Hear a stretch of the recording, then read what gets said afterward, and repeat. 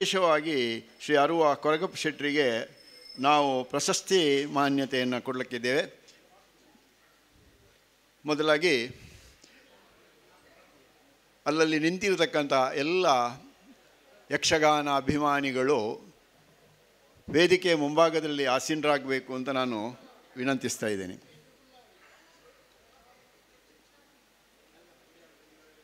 ಇಂದಿನ ಈ ಕಾರ್ಯಕ್ರಮದಲ್ಲಿ ದೀಪ ಪ್ರಜ್ವಲನೆ ಮಾಡಲಿಕ್ಕಿದ್ದಾರೆ ಶ್ರೀಪತಿ ಭಟ್, ಧನಲಕ್ಷ್ಮಿ ಕ್ಯಾಶ್ಯೂ ಇಂಡಸ್ಟ್ರೀಸ್ ಮೂಡಬಿದ್ರೆ.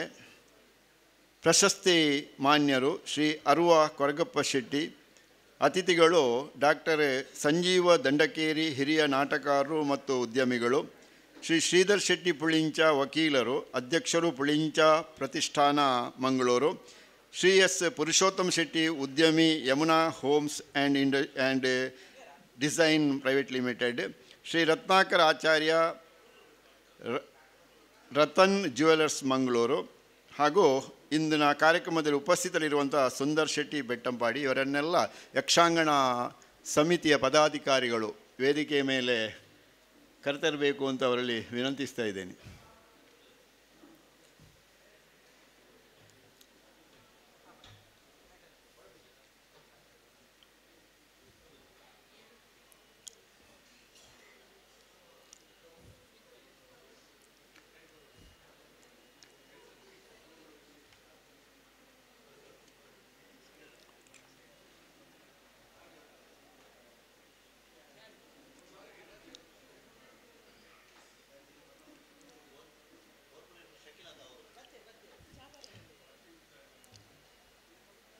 ಅದೇ ರೀತಿಯಲ್ಲಿ ಇಂದಿನ ಮತ್ತೋರ್ವ ಮುಖ್ಯ ಅತಿಥಿ ಈ ಭಾಗದ ಕಾರ್ಪೊರೇಟರ್ ಆಗಿರತಕ್ಕಂಥ ಶಕೀಲಾ ಕಾವ ಅವರು ದಯವಿಟ್ಟು ವೇದಿಕೆಗೆ ಆಗಮಿಸಬೇಕು ಅಂತ ಅವರಲ್ಲಿ ವಿನಂತಿಸ್ತಾ ಇದ್ದೇನೆ.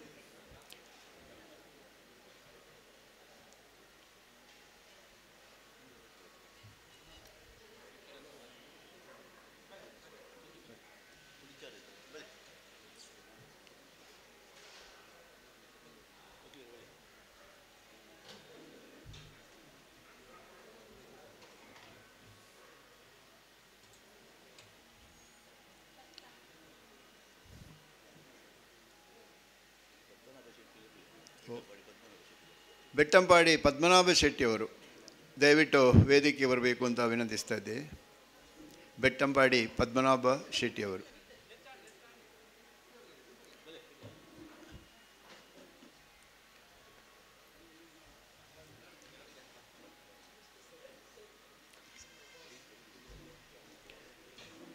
ಸರಿ, ಯಾವುದೇ ಒಂದು ಕಾರ್ಯಕ್ರಮವನ್ನು ಪ್ರಾರಂಭಿಸುವ ಮೊದಲು ದೇವರನ್ನು ಪ್ರಾರ್ಥಿಸಿಕೊಳ್ಳುವುದು ನಮ್ಮ ಸತ್ಸಂಪ್ರದಾಯ. ಅದರಂತೆಯಲ್ಲಿ ಈ ಒಂದು ಪ್ರಾರ್ಥನಾ ಕಾರ್ಯಕ್ರಮವನ್ನು ನಡೆಸಿಕೊಡಲಿಕ್ಕಿದ್ದಾರೆ ಯಕ್ಷಾಂಗಣ ಸಮಿತಿಯ ಪ್ರಧಾನ ಕಾರ್ಯದರ್ಶಿಯೂ ಮಾತ್ರ ಅಲ್ಲದೆ ಓರ್ವ ಉತ್ತಮ ಕಲಾವಿದರು ಆಗಿರ್ತಕ್ಕಂಥ ತೋನ್ಸೆ ಪುಷ್ಕಲ್ ಕುಮಾರ್ ಅವರು.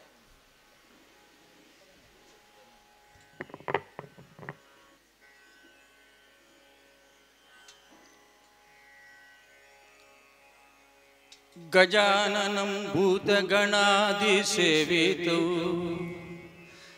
ಗಜಾನನಂ ಭೂತಗಣಾಧಿಸೇವಿತೌ ಕಪಿತ್ತಜಂಬೂಫಲಸಾರಭಕ್ಷಿತೌ ಉಮಾಸುತಂ ಶೋಕವಿನಾಶಕಾರಣಂ ಉಮಾಸುತಂ ಶೋಕವಿನಾಶಕಾರಣಂ ನಮಾಮಿ ವಿಘ್ನೇಶ್ವರ ಪಾದಪಂಕಜಂ ನಮಾಮಿ ವಿಘ್ನೇಶ್ವರ ಪಾದಪಂಕಜಂ. ಸರ್ವಮಂಗಲ ಮಾಂಗಲ್ಯೆ ಶಿವೆ ಸರ್ವಾರ್ಥ ಸಾಧಿಕೆ ಸರ್ವಮಂಗಲ ಮಾಂಗಲ್ಯೆ ಶಿವೆ ಸರ್ವಾರ್ಥ ಸಾಧಿಕೆ ಶರಣ್ಯೆ ತ್ರಯಂಬಕೆ ದೇವಿ ನಾರಾಯಣಿ ನಮೋಸ್ತುತೆ ನಾರಾಯಣಿ ನಮೋಸ್ತುತೆ ಗೌರಿ ನಾರಾಯಣಿ ನಮೋಸ್ತುತೆ ನಮೋಸ್ತುತೆ.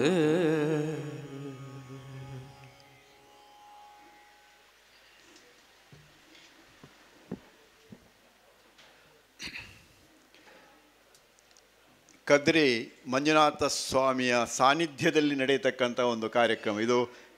ಇತರ ಕಡೆಯಲ್ಲಿ ನಡೆಯತಕ್ಕಂಥ ಕಾರ್ಯಕ್ರಮದ ಅಲ್ಲ. ಯಾಕೆಂದರೆ ಇಲ್ಲಿ ಒಂದು ವಿಶೇಷವಾದಂತಹ ಒಂದು ಏನಿದೆ ಕಲೆ ಇದೆ.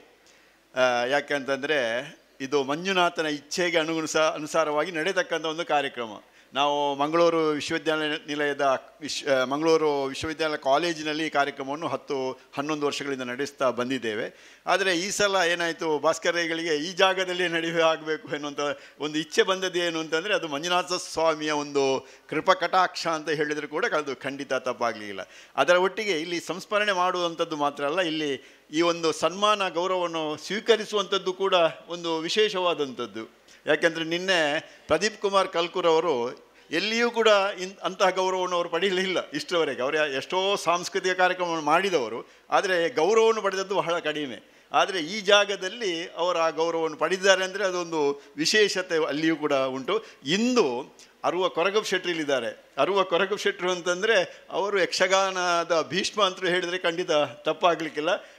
ಅಂಥ ಒಬ್ಬ ವ್ಯಕ್ತಿಯನ್ನು ಈ ಒಂದು ಜಾಗದಲ್ಲಿ ನಾವು ಗೌರವಿಸ್ತಾ ಇದ್ದೇವೆ. ಬೆಟ್ಟಂಪಾಡಿ ಬಾಳಪ್ಪ ಶೆಟ್ಟಿಯವರ ಒಂದು ಸಂಸ್ಮರಣ ಈ ಒಂದು ಕಾರ್ಯಕ್ರಮದಲ್ಲಿ. ಈ ಒಂದು 2ನೇ ದಿವಸದ ಈ ಕಾರ್ಯಕ್ರಮ ಬಹಳ ಪ್ರಾರ್ಥನೆಯೊಂದಿಗೆ ಬಹಳ ಒಳ್ಳೆಯ ರೀತಿಯಲ್ಲಿ ಪ್ರಾರಂಭ ಆಗ್ತಾ ಇದೆ. ಇದರ ಯಾವುದೇ ಒಂದು ಕಾರ್ಯಕ್ರಮ ನಡೆಸುವಾಗ ಬಂದಿರತಕ್ಕಂಥ ಅತಿಥಿಗಳನ್ನು ಮತ್ತು ಮುಂದುಗಡೆ ಇರತಕ್ಕಂಥ ಎಲ್ಲ ಕಲಾ ಬಂಧುಗಳನ್ನು ಆತ್ಮೀಯವಾಗಿ ಸ್ವಾಗತಿಸುವುದು ನಮ್ಮ ಅದೊಂದು ಸಂಪ್ರದಾಯ. ಈ ರೀತಿಯ ಒಂದು ವಾರದ ಯಕ್ಷಗಾನ ತಾಳದ ಮದ್ದಳೆ ಅನ್ನುವಂಥ ಈ ಒಂದು ಕಾರ್ಯಕ್ರಮ, ಅದರೊಟ್ಟಿಗೆ ಸಂಸ್ಮರಣಾ ಕಾರ್ಯಕ್ರಮ ಇಷ್ಟು ಚಂದವಾಗಿ ಇಲ್ಲಿ ನಡೆಯಬೇಕಾಗಿದ್ದರೆ ಅದಕ್ಕೆ ನೇತೃತ್ವ ವಹಿಸಿದವರು ಭಾಸ್ಕರ್ ರೈ ಕುಕ್ಕೋಳ್ಳಿಯವರು. ಅವರು ನೈಜ ಯಕ್ಷಗಾನ ಕಲಾವಿದ ಮಾತ್ರ ಅಲ್ಲದೆ ಇಂತಹ ಒಳ್ಳೊಳ್ಳೆ ಸಂಘಟನೆಗಳನ್ನು ಮಾಡಿಕೊಂಡು ಅದನ್ನು ನಡೆಸುವಂಥ ಒಬ್ಬ ಚಾಕಚಕ್ಯತೆ ಉಳ್ಳಂಥ ಒಬ್ಬ ವ್ಯಕ್ತಿ. ಅವರು ಈಗ ಎಲ್ಲರನ್ನೂ ಭಾಳ ಪ್ರೀತಿಯಿಂದ ಗೌರವಿತವಾಗಿ ಸ್ವಾಗತಿಸ್ತಾರೆ.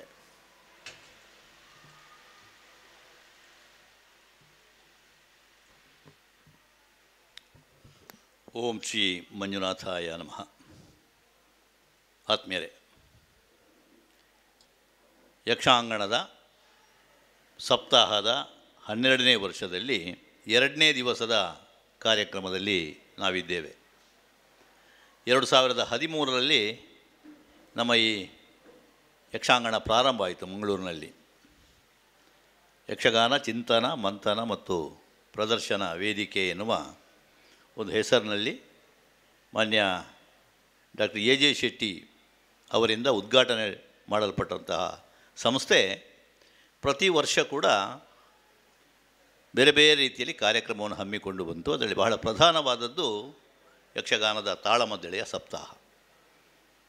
ನಿಮಗೆಲ್ಲ ಗೊತ್ತಿರುವ ಹಾಗೆ ನಾವು ಪ್ರತಿ ವರ್ಷ ಕೂಡ ನವಂಬರ್ ತಿಂಗಳಿನಲ್ಲಿ ಈ ಕಾರ್ಯಕ್ರಮವನ್ನು ಮಾಡ್ತಾ ಇದ್ದೇವೆ. ಕಾರಣ ಇದೊಂದು ಕನ್ನಡದ ನುಡಿ ಹಬ್ಬ ಆಗಬೇಕು, ಕರ್ನಾಟಕ ರಾಜ್ಯೋತ್ಸವದ ಕಲಾ ಸಂಭ್ರಮ ಆಗಬೇಕು ಎನ್ನುವಂತಹ ಒಂದು ಉದ್ದೇಶ ನಮಗಿತ್ತು. ಯಕ್ಷಗಾನದಲ್ಲಿ ಕನ್ನಡ ಭಾಷೆಯನ್ನು ಬಹಳ ಸಶಕ್ತವಾಗಿ ಬಳಸುವಂಥ ಅನೇಕ ಮಂದಿ ಕಲಾವಿದರ ಪರಂಪರೆ ನಮ್ಮಲ್ಲುಂಟು. ವೇದಿಕೆಯನ್ನೇರಿದರೆ ಬೇರೆ ಯಾವ ಭಾಷೆಯನ್ನು ಕೂಡ ಪ್ರಯೋಗ ಮಾಡದೆ ಶುದ್ಧವಾದಂಥ ಕನ್ನಡವನ್ನು ಮಾತಾಡ್ತಾರೆ. ಅದು ಕೂಡ ಒಂದು ರೀತಿಯಲ್ಲಿ ಆಶು ಭಾಷಣ. ಪುರಾಣ, ಶಾಸ್ತ್ರ, ಇತಿಹಾಸ ಈ ಎಲ್ಲ ವಿಚಾರಗಳನ್ನು ಕೂಡ ಒಂದು ಪಾತ್ರದ ಅಳತೆಯ ಒಳಗೆ ಇಟ್ಟುಕೊಂಡು ಒಬ್ಬ ಕಲಾವಿದ ತನ್ನ ಜ್ಞಾನದ ಒಂದು ಧಾರೆಯನ್ನು ಸಭಿಕರಿಗೆ ನೀಡುತ್ತಾನೆ. ಬಹುಶಃ ಆ ಮೂಲಕ ಯಕ್ಷಗಾನದಲ್ಲಿ ಇತಿಹಾಸ ಆಗಿ ಹೋದಂತಹ ಮಾತುಗಾರರು ತುಂಬ ಮಂದಿ ಇದ್ದಾರೆ.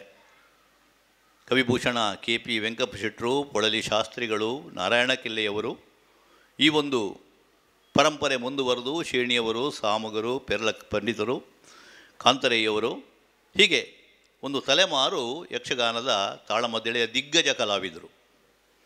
ಆ ಮೇಲಿನ ಕಲಾವಿದರು ಕೂಡ ಆ ಪರಂಪರೆಯನ್ನು ಮುಂದುವರಿಸಿಕೊಂಡು ಬಂದು ಇವತ್ತು ಕೂಡ ತಾಳಮದ್ದಳೆಯ ಕ್ಷೇತ್ರದಲ್ಲಿ ಬಹಳಷ್ಟು ಪ್ರಚಾರ, ಹೆಸರು ಮತ್ತು ಅಷ್ಟೇ ಪರಿಶ್ರಮ ಇರತಕ್ಕಂಥ ಯುವ ಕಲಾವಿದರು ಕೂಡ ನಮ್ಮಲ್ಲಿ ಇರುವಂಥದ್ದು ಒಂದು ಭಾಳ ಸಮಾಧಾನದ ಸಂಗತಿ.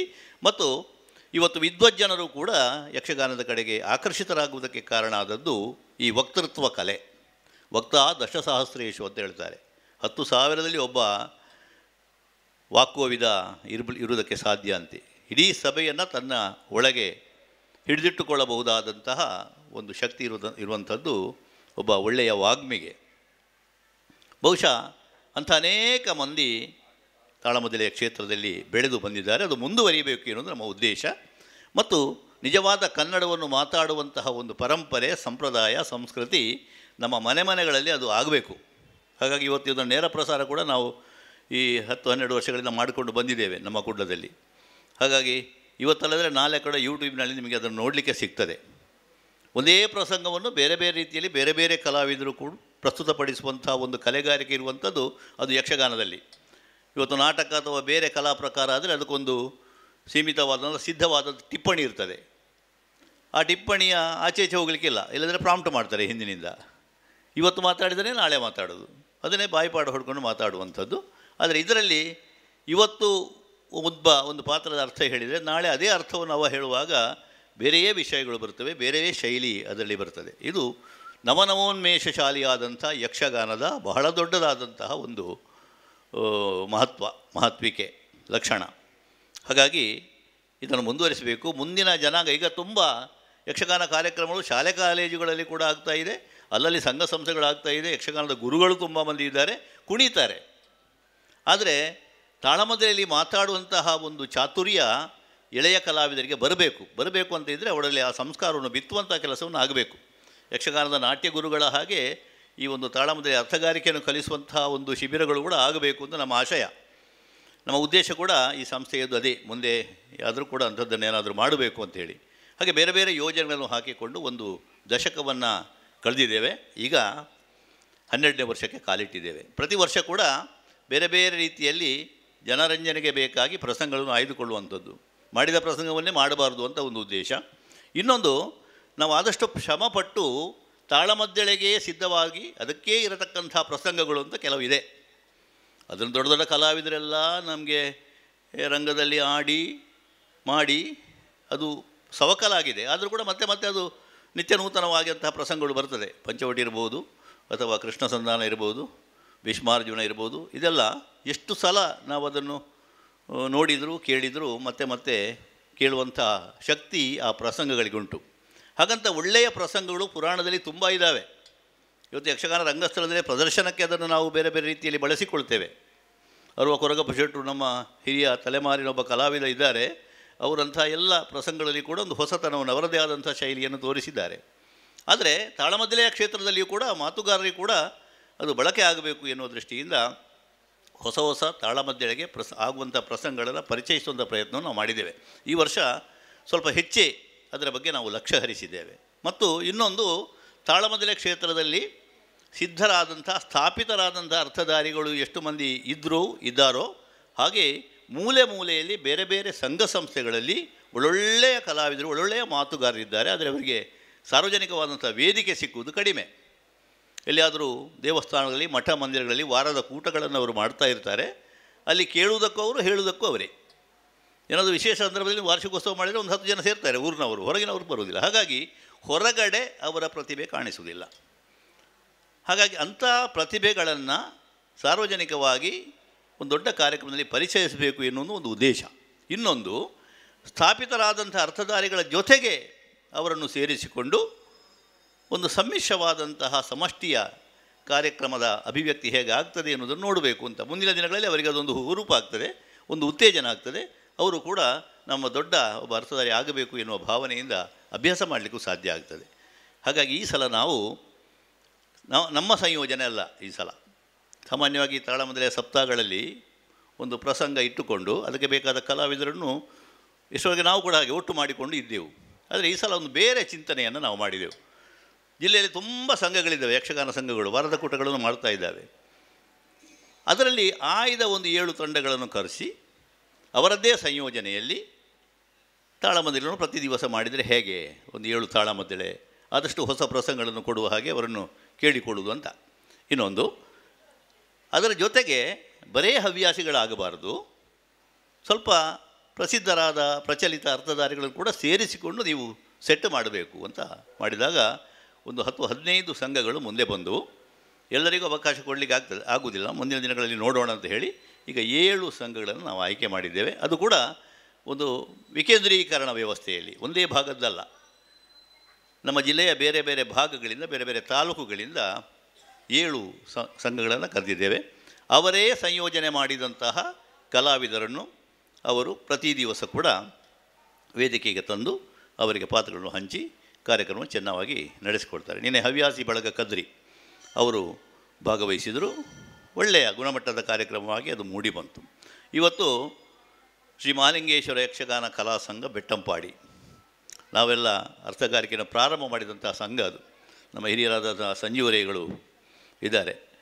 ನಾವು ಸಣ್ಣದಿರುವಾಗ ಅವರ ವೇಷವನ್ನು ನೋಡಿ ಆಕರ್ಷಿತರಾದವರು. ಹಾಗಾಗಿ ಅವರು ಈಗಲೂ ಕೂಡ, ಅವರಿಗೂ 80ರ ಹತ್ತಿರ ಆಯಿತು, ಈಗಲೂ ಕೂಡ ರಂಗದಲ್ಲಿ ಇದ್ದಾರೆ ಅವರು. ಇನ್ನು ಅವರು ಬೆಟ್ಟಂಪಾಡಿ ಬಾಳಪ್ಪ ಶೆಟ್ಟರು, ನಮ್ಮ ಸುಂದರ ಶೆಟ್ಟರ ತೀರ್ಥರೂಪರು. ಅವರು ಯಕ್ಷಗಾನದಲ್ಲಿ ಬೆಟ್ಟಂಪಾಡಿ ಎನ್ನುವಂಥ ಹೆಸರು ಸ್ಥಾಯಿಯಾಗಿ ಉಳಿಯುವುದಕ್ಕೆ ಕಾರಣೀಭೂತರಾದವರು. ಅವರು ಅಧ್ಯಕ್ಷರಾಗಿ, ನಾನು ಕಾರ್ಯದರ್ಶಿಯಾಗಿ ಈ ಒಂದು ಬೆಟ್ಟಂಪಾಡಿ ಯಕ್ಷಗಾನ ಸಂಘವನ್ನು ಬಹಳ ದೀರ್ಘಕಾಲ ನಾನು ಪುತ್ತೂರಿನಲ್ಲಿರುವಾಗ ನಡೆಸಿಕೊಂಡು ಬಂದೆವು. ಆಮೇಲೆ ಈಗ ಯುವಕರೆಲ್ಲ, ಪ್ರದೀಪ್ ಎಲ್ಲ ಇದ್ದಾರೆ, ಚೆನ್ನಾಗಿ ನಡೆಸಿಕೊಂಡಿರ್ತಾರೆ. ಹಾಗಾಗಿ ಮುಂದುವರಿತಾ ಇದೆ. ಹಾಗಾಗಿ ಅವರನ್ನು ಇವತ್ತು ನಾವು ಕರೆದಿದ್ದೇವೆ. ಮಾತ್ರ ಅಲ್ಲ, ಅದರಲ್ಲಿ ಹಿರಿಯ ಅರ್ಥಧಾರಿಗಳನ್ನು ಕೂಡ ಅವರು ಸೇರಿಸಿಕೊಂಡಿದ್ದಾರೆ. ಮತ್ತು ಇನ್ನೊಂದು ಕಾರಣ, ಬೆಟ್ಟಂಪಾಡಿ ಬಾಳಪ್ಪ ಶೆಟ್ಟರ ಒಂದು ಸಂಸ್ಮರಣೆ ಕಾರ್ಯಕ್ರಮವನ್ನು ಈ ದಿವಸ ನಾವು ಇಟ್ಟುಕೊಂಡದ್ದರಿಂದ ಅದೊಂದು ಕೋಇನ್ಸಿಡೆನ್ಸ್. ಈ ಸಂಘದ ಸ್ಥಾಪನೆ ಮೊದಲೇ ಆಗಿದೆ, ಅದನ್ನೇ ಮರುಸ್ಥಾಪನೆ ಮಾಡಿದವರು ಅವರು ಬೆಟ್ಟಂಪಾಡಿ ಬಾಳಪ್ಪ ಶೆಟ್ಟರು, ಸಂಜೀವರೇಗಳು, ನಾವೆಲ್ಲ ಸೇರಿಕೊಂಡು ಮಾಡಿದ್ದು. ಹಾಗಾಗಿ ಅವರ ಸಂಸ್ಮರಣೆ ಅರ್ಥಪೂರ್ಣವಾಗಿ ಆಗಬೇಕು ಅಂತ ಹೇಳಿ ಇವತ್ತು ಇಟ್ಟುಕೊಂಡಿದ್ದೇವೆ. ಇನ್ನೊಂದು, ಅವರ ಹೆಸರಿನಲ್ಲಿ ಪ್ರತಿ ವರ್ಷ ಕೂಡ ಒಬ್ಬ ಕಲಾವಿದರಿಗೆ, ಹಿರಿಯ ಕಲಾವಿದರಿಗೆ ಸಾಧ್ಯ ಆದರೆ ಆದಷ್ಟು ಅವರ ಜೊತೆಗೆ ಕಲಾ ಕ್ಷೇತ್ರದಲ್ಲಿ ಕೆಲಸ ಮಾಡಿದವರನ್ನು ಆಯ್ಕೆ ಮಾಡಿ, ಈಗ ಅಂಥ ಹಿರಿಯರು ಸಿಗುವುದು ಕಮ್ಮಿ, ಅವರಿಗೆ ಪ್ರಶಸ್ತಿಯನ್ನು ಕೊಡುವುದಕ್ಕೆ ನಮ್ಮ ಬೆಟ್ಟಂಪಾಡಿ ಸುಂದರ ಶೆಟ್ಟರು ಅವರು ದೂರದ ವಿಜಯ ಬ್ಯಾಂಕಿನ ದೂರದಲ್ಲಿ ಇದ್ದರೂ ಕೂಡ ಊರಿನಲ್ಲಿ ಅದನ್ನು ಮಾಡಿಕೊಂಡು ಹೋಗಿದ್ದಾರೆ. ಮೊದಲ ಪ್ರಶಸ್ತಿಯನ್ನು ನಾವು ಕರ್ನೂರು ಕೊರಗಪ್ರಿಯವರಿಗೆ ಕೊಟ್ಟಿದ್ದೇವೆ. ಆಮೇಲೆ ಬೇರೆ ಬೇರೆ ಕಲಾವಿದರನ್ನು ಆಯ್ಕೆ ಮಾಡಿ ಈಗ ಈ ವರ್ಷ ನಾವು ಅರುವ ಕೊರಗಪ್ಪ ಶೆಟ್ಟರು, ಇದಕ್ಕಿಂತ ದೊಡ್ಡ ಪ್ರಶಸ್ತಿ ಅವರಿಗೆ ಸಿಕ್ಕಿದೆ. ಕರ್ನಾಟಕ ರಾಜ್ಯೋತ್ಸವ ಪ್ರಶಸ್ತಿಯನ್ನು 60 ಪಡೆದಿದ್ದಾರೆ. ಇವತ್ತು ರಂಗಸ್ಥಳದ ರಾಜ ಅಂತ ವರ್ತಮಾನದಲ್ಲಿದ್ದರೆ ಅದು 60 ಮಾತ್ರ. 80-85ರ ಗಡಿಯಲ್ಲಿದ್ದಾರೆ ಅವರೀಗ. ಈಗಲೂ ಮೊನ್ನೆ ಅವರು ಪುಂಡುವೇಷ ಮಾಡಿದ್ದಾರೆ. ಕೃಷ್ಣಾಗಿ ಅವರು ರಂಗಸ್ಥಳಕ್ಕೆ ಬಂದರೆ ಅವರಿಗೆ ವರ್ಷ ಮರೆತು ಹೋಗ್ತದೆ. ದುಶ್ಯಾಸನ ಮಾಡಿದ್ದಾರೆ ಮೊನ್ನೆ, ಅವರ ಪೇಟೆಂಟ್ ಅದು. ಹಾಗಾಗಿ ಹೀಗೆ ಇರಲಿ, 100 ವರ್ಷ ಅವರು ವೇಷ ಮಾಡ್ತಾ ಇರಬೇಕು ಅಂತ ನಮ್ಮ ಆಸೆ. ಅವರಿಗೆ ಬೆಟ್ಟಂಪಾಡಿ ಬಾಳಪ್ಪ ಶೆಟ್ಟರ ಪ್ರಶಸ್ತಿಯನ್ನು ಈ ಸರ್ತಿ ಕೊಡುತ್ತೇವೆ ಅಂತ ಹೇಳುವಾಗ ಬಹಳ ಸಂತೋಷದವರು ಒಪ್ಪಿಕೊಂಡಿದ್ದಾರೆ. ಮಗನೊಟ್ಟಿಗೆ ಬಂದಿದ್ದಾರೆ ಇವತ್ತು. ಕಾರಣ ಏನು ಅಂತ ಹೇಳಿದರೆ, ಬಾಳಪ್ಪ ಶೆಟ್ಟರು ಕೂಡ ಅವರು ಒಂದೇ ಮೇಳದಲ್ಲಿ ತುಂಬ ವರ್ಷ ತಿರುಗಾಟ ಮಾಡಿದವರು. ಇನ್ನು ಬಾಳಪ್ಪ ಶೆಟ್ಟರು ಅವರು ಯಕ್ಷಗಾನದ ಮನೆತನದಿಂದ ಬಂದವರಲ್ಲ. ಆದರೆ ಅವರಿಗೆ ನಾನು ಆಗ ಹೇಳಿದಂಥ ಕೀರ್ತಿಶೇಷ ಕವಿಭೂಷ ವೆಂಕಪ್ಪ ಶೆಟ್ಟರ ಒಂದು ಗರಡಿಯಲ್ಲಿ ಪ್ರವೇಶ ಸಿಕ್ಕಿತು. ಹಾಗಾಗಿ ಒಬ್ಬ ವೇಷಧಾರಿಯಾಗಿ ಮಾತ್ರ ಅಲ್ಲ, ಅರ್ಥಧಾರಿಯಾಗಿ ಅವರು ಬೆಳೆದರು. ತುಂಬ ತಾಳಮದ್ದಳೆಯಲ್ಲಿ ಒಳ್ಳೊಳ್ಳೆಯ ಅರ್ಥಗಳನ್ನು ಹೇಳ್ತಾ ಇದ್ದರು. ನಾವು ಜೊತೆಯಾಗಿ ತುಂಬ ಕಾರ್ಯಕ್ರಮಗಳಲ್ಲಿ ಭಾಗವಹಿಸಿದಾಗ ಒಂದು ಪ್ರಬುದ್ಧವಾದ ಅರ್ಥಕಾರಿಕೆಯನ್ನು ಮಾಡ್ತಾಯಿದ್ರು. ಹಾಗಾಗಿ ಬರೇ ಹಾಸ್ಯಗಾರರು ಅಂತೇಳಿ ಹಾಸ್ಯಾಸ್ಪದವಾಗುವ ಹಾಸ್ಯವನ್ನು ಮಾಡಿದವರಲ್ಲ, ರುಚಿಶುದ್ಧಿಯಾದಂಥ ಹಾಸ್ಯಗಾರಿಕೆಯಲ್ಲಿ ಪಳಗಿದವರು. ಆ ಹಿಂದಿನ ತಲೆಮಾರಿನ ವಿಟ್ಲ ಜೋಶಿಯವರೋ, ಮಿಜಾರಣ್ಣಪ್ಪನೋ, ಬೆಟ್ಟಂಪಾಡಿ ಬಾಳಪ್ಪ ಶೆಟ್ಟರೋ, ಸುಜನಾ ಸುಳ್ಯವೋ, ಈ ಒಂದು ಸಮಕಾಲೀನರ ಒಂದು ಗರಡಿ, ಅದು ಆ ಕಾಲಕ್ಕೆ ಹಾಸ್ಯಕ್ಕೆ ಒಂದು ನಿಜವಾದ ಸ್ಥಾನ. ಯಾಕಂದರೆ ಯಕ್ಷಗಾನದಲ್ಲಿ ಭಾಗವತರಿಗಿಂತ ನಂತರ ಇರುವ ಸ್ಥಾನ ಹಾಸ್ಯಗಾರನದ್ದು. ಹಾಸ್ಯಕ್ಕಧೀಶಂ ಗಜಾಸ್ಯಂ, ಗಣಪತಿಯ ಪೂಜೆ ಮಾಡುವಾಗ ಕೋಡಂಗಿಗಳನ್ನು ತರ್ತೇವಲ್ಲ, ಅದು ಭಾಳ ಪ್ರಿಯವಾದದ್ದು ಅಂತ ಲೆಕ್ಕ ಗಣಪತಿಗೆ. ಗಣಪತಿನ ಸೇವೆ ಹಾಸ್ಯ ಮಾಡುವುದು ಅಂತ ಹೇಳಿದರೆ. ಹಾಗಾಗಿ ಇವತ್ತು ಹಾಸ್ಯಾಸ್ಪದ ಆಗುವುದನ್ನು ಬೇರೆ ಬೇರೆ ಕಡೆ ನಾವು ನೋಡ್ತೇವೆ. ಆದರೆ ಅಂಥವರನ್ನು ನೆನಪು ಮಾಡಿಕೊಂಡು ನಾವು ಸ್ವಲ್ಪ ಎಚ್ಚರದಿಂದ ಈಗಿನ ಕಲಾವಿದರು ಹೋಗಬೇಕು ಎನ್ನುವುದನ್ನು ಸ್ವಲ್ಪ ಆದರೂ ತಿಳ್ಕೊಳ್ಳಿ ಅನ್ನುವ ಕಾರಣಕ್ಕೂ ಈ ಒಂದು ಸಂಸ್ಮರಣೆ ನಾವು ಮಾಡ್ತಾ ಇರುವಂಥದ್ದು. ಅವರು ಕುಂಡಾವು ಇರಾ ಮೇಳಗಳಲ್ಲಿ, ಕರ್ನಾಟಕ ಕಲಾವಿಹಾರದಲ್ಲಿ, ಚೌಡೇಶ್ವರಿ ಮೇಳದಲ್ಲಿ, ಕದ್ರಿ ಮೇಳದಲ್ಲಿ ಸುಮಾರು 4-5 ದಶಕಗಳ ಸೇವೆಯನ್ನು ಮಾಡಿದವರು ಬೆಟ್ಟಂಪಾಡಿ ಬಾಳಪ್ಪ ಶೆಟ್ಟರು. ಹವ್ಯಾಸಿಗಳ ಜೊತೆಯಲ್ಲೂ ಕೂಡ ವೇಷ ಮಾಡ್ತಾಯಿದ್ರು. ಅವರು ಕೊನೆಯವರೆಗೂ ಕೂಡ ಯಕ್ಷಗಾನದ ಒಂದು ಕ್ಷೇತ್ರದಲ್ಲಿ ತಮ್ಮಿಂದ ಆದಂತಹ ಸೇವೆಯನ್ನು ಮಾಡ್ತಾ ಬಂದವರು. ಹಾಗಾಗಿ ಅವರು ತೀರಿ ಹೋದ ಬಳಿಕ ಪ್ರತಿ ವರ್ಷ ಕೂಡ ಈ ಸಂಸ್ಮರಣೆಯನ್ನು ಬೆಟ್ಟಂಪಾಡಿ ಬಾಳಪ್ಪ ಶೆಟ್ಟಿ ಯಕ್ಷ ಪ್ರತಿಷ್ಠಾನ ಅಂತ ಒಂದು ಸ್ಥಾಪನೆ ಮಾಡಿಕೊಂಡು ವಿಶೇಷವಾದ ಮುಂದುವರ್ಜನೆಯಿದೆ. ನಮ್ಮ ಲಯನ್ ಬೆಟ್ಟಂಪಾಡಿ ನಮ್ಮ ಸುಂದರ್ ಶೆಟ್ಟರು ಅವರು ವಿಜಯ ಬ್ಯಾಂಕಿನಲ್ಲಿ ಬೇರೆ ಬೇರೆ ಕಡೆ ಸೇವೆಯನ್ನು ಮಾಡಿ ಇಡೀ ಭಾರತವನ್ನು ತಿರುಗಿದವರು. ಅದರ ಬಗ್ಗೆ ಒಂದು ಪುಸ್ತಕ ಕೂಡ ಅವರು ಬರೆದಿದ್ದಾರೆ, ಪುತ್ತೂರಿಂದ ಹತ್ತೂರಿಗೆ ಅಂತ ಅವರ ಅನುಭವ. ಹಾಗೆ ಎಲ್ಲಿದ್ದರೂ ಕೂಡ ತಂದೆಯವರ ಹೆಸರಿನ ಒಂದು ಕಾರ್ಯಕ್ರಮವನ್ನು ಮಾಡ್ತಾ ಇದ್ದಾರೆ. ಅವರ ಇತರ ಮಕ್ಕಳು ಸಹಕಾರವನ್ನು ಕೊಡ್ತಾರೆ. ಅವರ ಎರಡನೇ ಮಗ ಬೆಟ್ಟಂಪಾಡಿ ಸದಾನಂದ ಶೆಟ್ಟಿ, ಮೂರನೇ ಮಗ ಪದ್ಮನಾಭ ಶೆಟ್ಟಿ, ಒಬ್ಬರು ಮಗಳು, ಹೆಂಡತಿ ಸರ್ವಾಣಿ. ಚಿಕ್ಕ ಸಂಸಾರ, ಒಂದು ಸುಸಂಸ್ಕೃತವಾದಂತಹ ಸಮಾಜ, ಕುಟುಂಬ ಮತ್ತು ಎಲ್ಲರನ್ನು ಕೂಡ ವಿದ್ಯಾವಂತರನ್ನಾಗಿ ಮಾಡಿದ್ದಾರೆ. ಒಬ್ಬ ಯಕ್ಷಗಾನ ಕಲಾವಿದ ತನ್ನ ಮಕ್ಕಳನ್ನು ಅತ್ಯುತ್ತಮವಾದಂಥ ಶಿಕ್ಷಣ ಕೊಟ್ಟು ಇವತ್ತು ಅವರ ಮೊಮ್ಮಕ್ಕಳು ಡಾಕ್ಟರ್ ಆಗಿದ್ದಾರೆ, ಇಂಜಿನಿಯರ್ ಆಗಿದ್ದಾರೆ, ವಿದೇಶಗಳಲ್ಲಿದ್ದಾರೆ. ಇದು ಹೆಮ್ಮೆ ಪಡುವಂಥದ್ದು. ಬಹುಶಃ ಕೋಳಿಯೂರು ರಾಮಚಂದ್ರರಾಯರು, ಕುಂಬಳೆ ಸುಂದರರಾಯರು, ಬೆಟ್ಟಂಪಾಡಿ ಬಾಳಪ್ಪ ಶೆಟ್ಟರು ಆ ಮಟ್ಟಿನಲ್ಲಿ ದೊಡ್ಡ ಸಾಧನೆಯನ್ನು ಮಾಡಿದ್ದಾರೆ ಮಕ್ಕಳಿಗೆ ವಿದ್ಯಾಭ್ಯಾಸವನ್ನು ಕೊಟ್ಟು. ಹಾಗಾಗಿ ಇದು ಮಕ್ಕಳ ಕರ್ತವ್ಯ, ಅಂಥ ಹಿರಿಯರನ್ನು ನೆನಪಿಸಿಕೊಳ್ಳುವಂಥದ್ದು. ಅದು ಭಾಳ ಕಷ್ಟ ಆದರೂ ಕೂಡ ಸುಂದರ ಶೆಟ್ಟರು ಮಾಡ್ತಾ ಇದ್ದಾರೆ. ಈಗ ಅವರು ಈ ಯಕ್ಷಾಂಗಣವನ್ನು ನಾವು ಕಟ್ಟಿದ ಮೇಲೆ ಅದರ ಜೊತೆಗೆ ಈ ಕಾರ್ಯಕ್ರಮವನ್ನು ಜೋಡಿಸಿಕೊಂಡಿದ್ದಾರೆ. ನಮ್ಮ ಯಕ್ಷಾಂಗಣದ ಉಪಾಧ್ಯಕ್ಷರಾಗಿ ಕೂಡ ಅವರಿದ್ದಾರೆ. ಇವತ್ತು ಆ ಸಂಸ್ಮರಣೆ ನಡೆಯುತ್ತದೆ. ಆಮೇಲೆ ತಾಳಮದ್ದಳೆ ಇದೆ, ಕಚದೇವಯ್ಯನ ಇಟ್ಟುಕೊಂಡಿದ್ದಾರೆ, ಬೆಟ್ಟಂಪಾಡಿಯ ಹಿರಿಯ ಕಲಾವಿದರೆಲ್ಲ ಬಂದಿದ್ದಾರೆ. ಹಾಗಾಗಿ ಇವತ್ತು ಒಂದು ಸಾಂದರ್ಭಿಕವಾಗಿ ಈ ಸಂಸ್ಮರಣಾ ಕಾರ್ಯಕ್ರಮಕ್ಕೆ ಬಂದಂತಹ ಹಿರಿಯರನ್ನು ನಾನು ಸ್ವಾಗತಿಸಬೇಕು. ಇವತ್ತು ಈ ಕಾರ್ಯಕ್ರಮದಲ್ಲಿ ಸಂಸ್ಮರಣಾ ಜ್ಯೋತಿಯನ್ನು ಬೆಳಗಿಸಿ ಚಾಲನೆ ನೀಡುವುದಕ್ಕೆ ನಮಗೆಲ್ಲ ಹಿರಿಯರಾದಂತಹ ಮತ್ತು ಕಲಾಪೋಷಕರಾದ ಒಳ್ಳೆಯ ಮನಸ್ಸಿನ ಒಬ್ಬರು ಹಿರಿಯರು ನಮ್ಮ ಜೊತೆ ಕೈಜೋಡಿಸಿದ್ದಾರೆ. ನಮ್ಮ ಮೂಡಬಿದಿರೆಯ ಶ್ರೀಪತಿ ಭಟ್ರು ಧನಲಕ್ಷ್ಮಿ ಕ್ಯಾಶ್ ಇಂಡಸ್ಟ್ರೀಸ್ ಎನ್ನುವಂಥ ಒಂದು ಸಂಸ್ಥೆಯನ್ನು ಭಾಳ ದೀರ್ಘಕಾಲದಿಂದ ನಡೆಸ್ತಾ ಇದ್ದಾರೆ. ಅವರ ದೊಡ್ಡ ವಿಶೇಷ ಅಂತ ಹೇಳಿದರೆ ಅವರ ಸಂಸ್ಥೆಯಲ್ಲಿ ಯಕ್ಷಗಾನ ಕಲಾವಿದರಿಗೆ ದೊಡ್ಡ ದೊಡ್ಡ ಹುದ್ದೆಗಳನ್ನು ಕೊಟ್ಟಿದ್ದಾರೆ. ಅವರು ಬಲಿಪ ನಾರಾಯಣ ಭಟ್ರ ಮಗ ಅಲ್ಲಿ ಕೆಲಸ ಮಾಡ್ತಾರೆ. ಹಗಲು ಅವರ ಸಂಸ್ಥೆಯಲ್ಲಿ ಕೆಲಸ ಮಾಡ್ತಾರೆ, ರಾತ್ರಿ ಭಾಗವತಿಕೆ ಮಾಡ್ತಾರೆ ಕಟೀಲು ಮೇಳದಲ್ಲಿ. ಬೇರೆ ಅವರ ಕುಟುಂಬದಲ್ಲಿಯೂ ಕೂಡ ಯಕ್ಷಗಾನದ ಆಸಕ್ತಿಯನ್ನು ಹೊಂದಿದವರಿದ್ದಾರೆ. ಅವರ ಸೊಸೆ ಇವತ್ತು ಒಳ್ಳೆಯ ಅರ್ಥ ಹೇಳ್ತಾರೆ. ಯಕ್ಷಗಾನದ ಕಾರ್ಯಕ್ರಮ ಎಲ್ಲೇ ನಡೆಯಲಿ ಶ್ರೀಪತಿ ಭಟ್ರು ಕರೆದರೆ ಯಾವ ಹಮ್ಮು ಬೊಮ್ಮೆ ಇಲ್ಲದೆ ಬಂದು ಭಾಗವಹಿಸಿ ಚೊಕ್ಕದಾಗಿ ಅದನ್ನು ಪೂರೈಸಿ ಹೋಗ್ತಾರೆ. ತಮ್ಮ ಕೈಲಾದ ಸಹಕಾರವನ್ನು ಕೂಡ ಮಾಡ್ತಾರೆ. ನಮ್ಮ ಯಕ್ಷಲಹರಿಯ ಕಾರ್ಯಕ್ರಮದಲ್ಲಿ ಕೂಡ ಅವರು ನಿರಂತರವಾಗಿ ಇದ್ದವರು, ಕಟೀಲಿನಲ್ಲಿ ನಡೆಯುವಂಥ ಕಾರ್ಯಕ್ರಮದಲ್ಲಿ ಇದ್ದವರು. ನಮ್ಮ ಸಪ್ತಾಹದಲ್ಲಿಯೂ ಕೂಡ ಒಂದೇ ಒಂದು ವರ್ಷ ತಪ್ಪದೆ ಈ 11 ವರ್ಷ ಕೂಡ ನಮ್ಮ ಜೊತೆಗೆ ನಮ್ಮ ಶ್ರೀಪತಿ ಭಟ್ರು ಕೈ ಜೋಡಿಸಿದ್ದಾರೆ. 12ನೇ ವರ್ಷಕ್ಕೂ ಅವರು ಬಂದಿದ್ದಾರೆ. ಪಟ್ಲ ಫೌಂಡೇಶನ್ನಲ್ಲಿಯೂ ಕೂಡ ಸಕ್ರಿಯರಾಗಿದ್ದವರು. ನಾವು ಅವರು ಅಮೇರಿಕಾ ತಿರುಗಾಟ ಮಾಡಿದ್ದೇವೆ ಒಂದು ಸಲ ಪಟ್ಲ ಫೌಂಡೇಶನ್ನ ಜೊತೆಗೆ. ಸ್ವಲ್ಪ ಸಲಿಗೆ ಉಂಟು ಹಿರಿಯರು, ಆದರೆ ಸ್ನೇಹಪೂರ್ಣವಾದಂತಹ ಒಂದು ನಡವಳಿಕೆಯಿಂದ ಇಡೀ ಸಮುದಾಯವನ್ನು ಅವರು ಭಾಳ ಸಂತೋಷದ ಸ್ವೀಕಾರ ಮಾಡಿದವರು. ಇವತ್ತು ಸಂಸ್ಮರಣಾ ಜ್ಯೋತಿಯನ್ನು ಬೆಳಗಿಸುವುದಕ್ಕೆ ಇಲ್ಲಿಗೆ ಬಂದಿದ್ದಾರೆ. ಅವರನ್ನು ಭಾಳ ಪ್ರೀತಿಯಿಂದ ಅಭಿಮಾನಪೂರ್ವಕವಾಗಿ ನಮ್ಮ ಯಕ್ಷಾಂಗಣ ಮಂಗಳೂರು ಮತ್ತು ಕರ್ನಾಟಕ ಯಕ್ಷಭಾರತಿ ಪುತ್ತೂರು ಇದರ ವತಿಯಿಂದ ನಾನು ಸ್ವಾಗತಿಸ್ತೇನೆ. ನಮ್ಮ ಪೋಷಕರು ಹಿರಿಯ ಸಲಹೆಗಾರರಾದಂತಹ ಎ.ಕೆ. ಜಯರಾಮ್ ಶೇಖ ಅವರು ವೇದಿಕೆಗೆ ಬಂದು ಅವರಿಗೊಂದು ಶಾಲಿನ ಗೌರವವನ್ನು ಕೊಡಬೇಕು ಅಂತ ನಾನು ವಿನಂತಿಸ್ತೇನೆ. ಒಂದು ಮಾತು ಹೇಳಬೇಕು ನಾನು, ಈ ಬೆಟ್ಟಂಪಾಡಿ ಬಾಳಪ್ಪ ಶೆಟ್ಟರ ಒಂದು ಸಂಸ್ಮರಣೆ ಮತ್ತು ಎ.ಕೆ. ಜಯರಾಮ್ ಶೇಖರ ಪ್ರಾಯೋಜಕತ್ವದಲ್ಲಿ ಅವರ ಮಾವನ ಸಂಸ್ಮರಣೆ ಪ್ರತಿ ವರ್ಷ ನಾವು ಈ ವೇದಿಕೆಯಲ್ಲಿ ನಡೆಸಿದ್ದೇವೆ.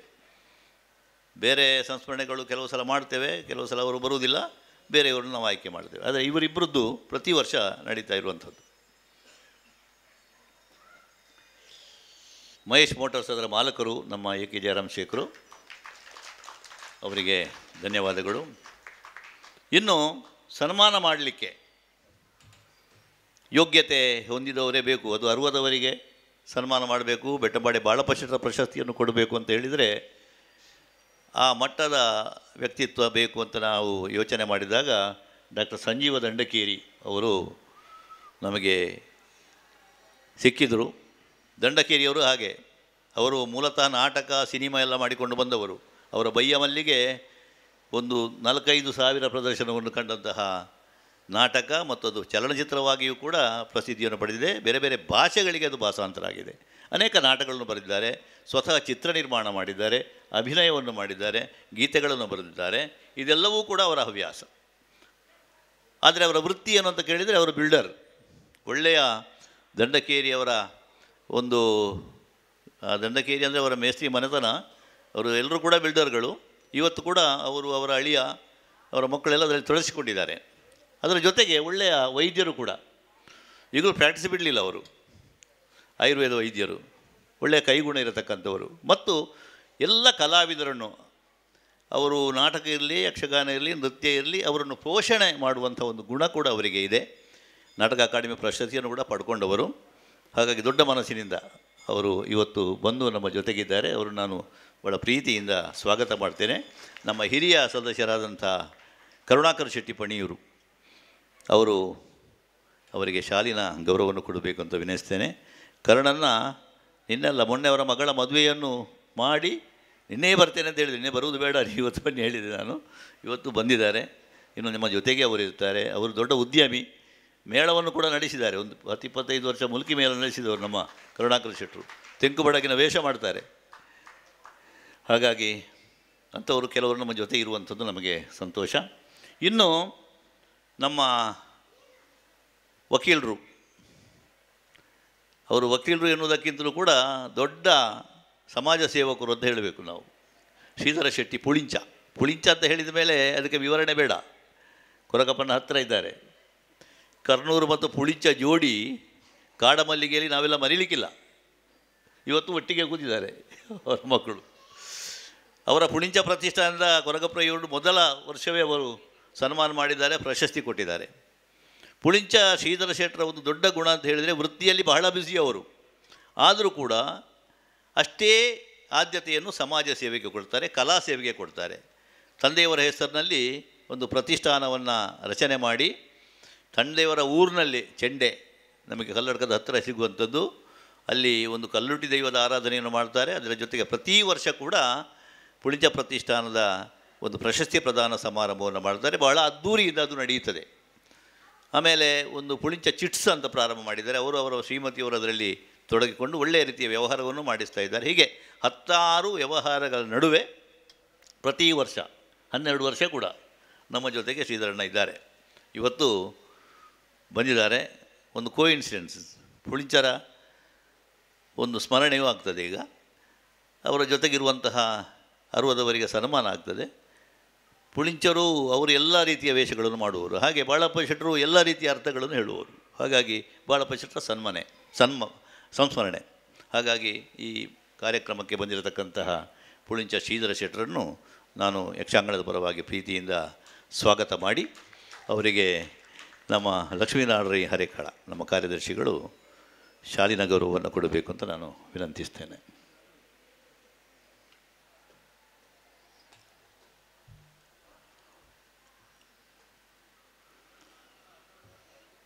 ಅರುವ ಕೊರಗಪ್ಪ ಶೆಟ್ಟರು ಅವರು ಯಾವಾಗಲೂ ಮದುಮಗನೇ. ಹಾಗಾಗಿ ಇವತ್ತಿನ ಮದುಮಗ ಅಂತ ಹೇಳಿದರೆ ಇವತ್ತಿನ ಸನ್ಮಾನವನ್ನು ಸ್ವೀಕರಿಸುವಂಥವರು ಶತಾಯುಷಿಗಳಾಗಬೇಕು ಅಂತ ನಾವೆಲ್ಲ ಭಾವಿಸೋದು. ಕಲಾವಿದನಿಗೆ ಆ ಉತ್ಸಾಹ ಹುರುಪೇ ಅವನಿಗೆ ಆಯುಷನ್ನು ಕೊಡುತ್ತದಂತೆ.